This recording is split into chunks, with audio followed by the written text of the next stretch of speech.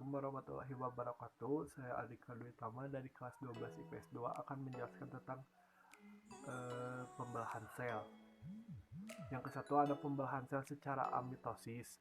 Amitosis adalah proses pembelahan sel secara langsung yang tidak melalui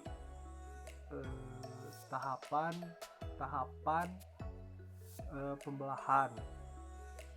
Terus kedua, pembelahan sel secara mitosis dan meiosis.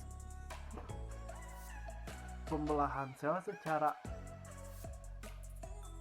mitosis dan meiosis terjadi secara tidak langsung, yaitu melalui tahapan tertentu dan ditandai dengan penampakan yang berbeda-beda dari kromosom yang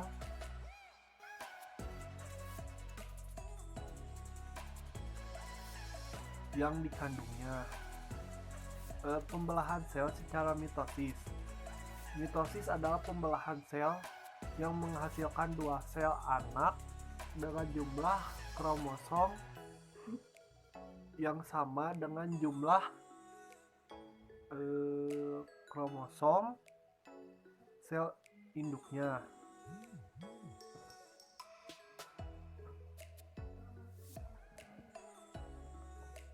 Sebenarnya pembelahan mitosis hanyalah sebagian kecil dari siklus sel. Siklus sel dapat dibagi menjadi dua tahapan, yaitu interfase dan fase mitolik atau M. 1. Interfase, yaitu merupakan 90% dari siklus sel dengan waktu yang cukup lama. Kedua, ada fase mitolik atau M, mencakup 4 fase dalam mitosis, yaitu profase, metafase, anafase, dan telofase. Secara garis besar, fase pembelahan mitosis terbagi menjadi dua fase, yaitu fase pembelahan inti atau kariokinesis dan fase pembelahan sitoplasma atau sitokinesis. Kariokinesis dibagi menjadi 4 subfase, yaitu profase, metafase, anatase, dan telofase. Kesatu, profase memiliki ciri membran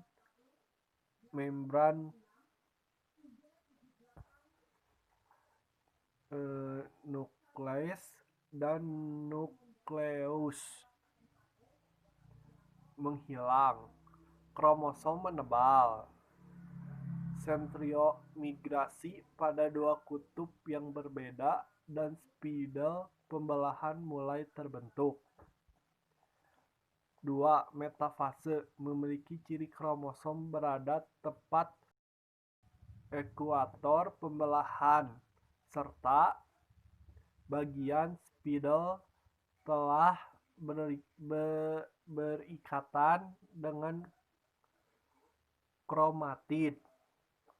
Ketiga, ada anafase memiliki ciri terjadi pergerakan kromatid menuju dua kutub berbeda setelah sentromer membelah.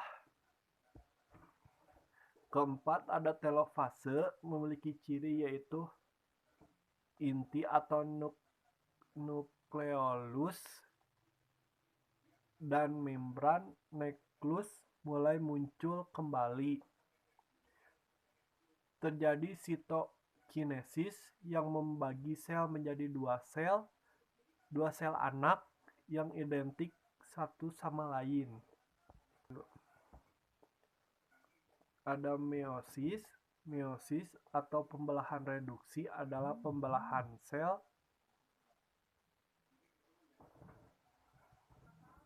yang menghasilkan 4 sel anak dan jumlah kromosom setengah dari jumlah kromosom sel induknya. Meiosis dibagi menjadi 2 periode pembelahan, yaitu meiosis 1 dan meiosis 2. Meiosis 1 ada profase 1. Tahapan ini terdiri dari 5 subfase sebagai berikut. 1. Leptolen, benang-benang kromatin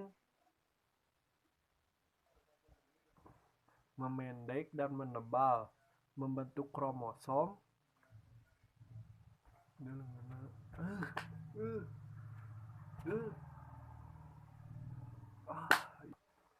Tahapan ini terdiri dari 5 subfase sebagai berikut.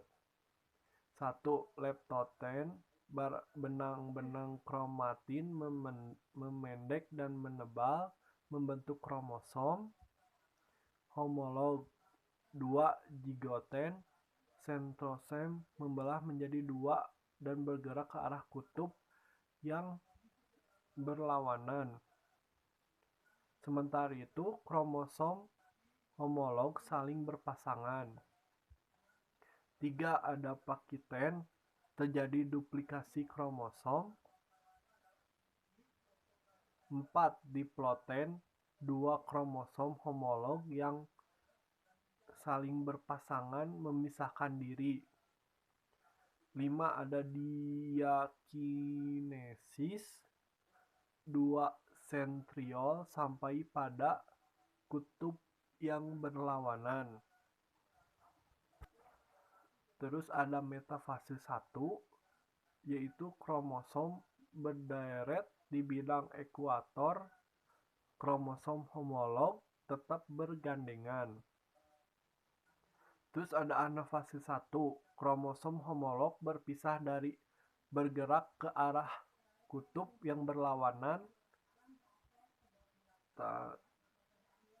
tanpa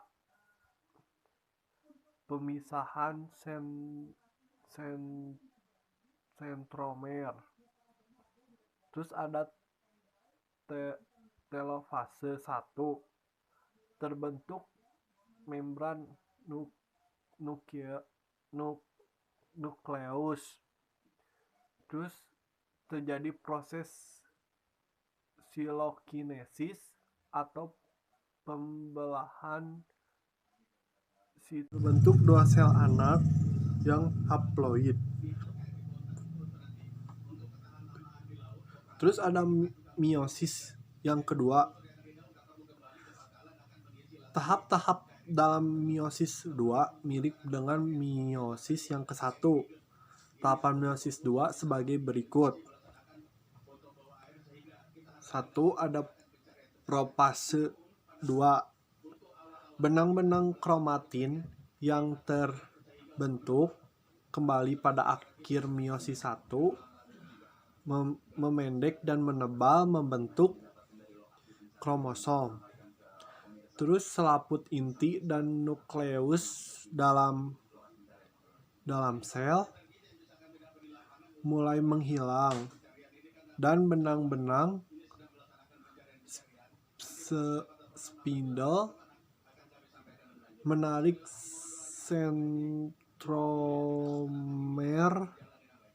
kedua kutub yang berbeda.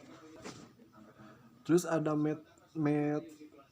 metafase yang kedua adalah kromatid bergerak, berjajar, dan beraturan di bidang ekuator.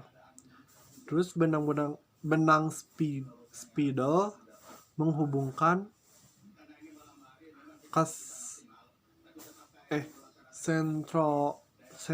sentromer dengan kutub pembelahan. Terus ada anafase yang kedua, kromatid yang berpasangan saling berpisah dan masing-masing kromatid bergerak ke arah kutub yang berlawanan. Terus telofase yang kedua, benang-benang kromatid yang telah sampai di kutub berubah menjadi benang-benang kromatin. Terus karyoteka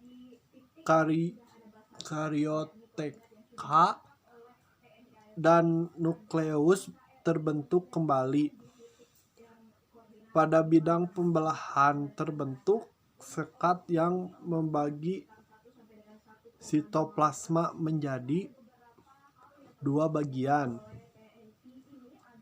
Terus terbentuk 4 sel anakan yang masing-masing memiliki kromosom setengah dari jumlah kromosom yang dimiliki sel induknya. Segitu yang bisa saya sampaikan.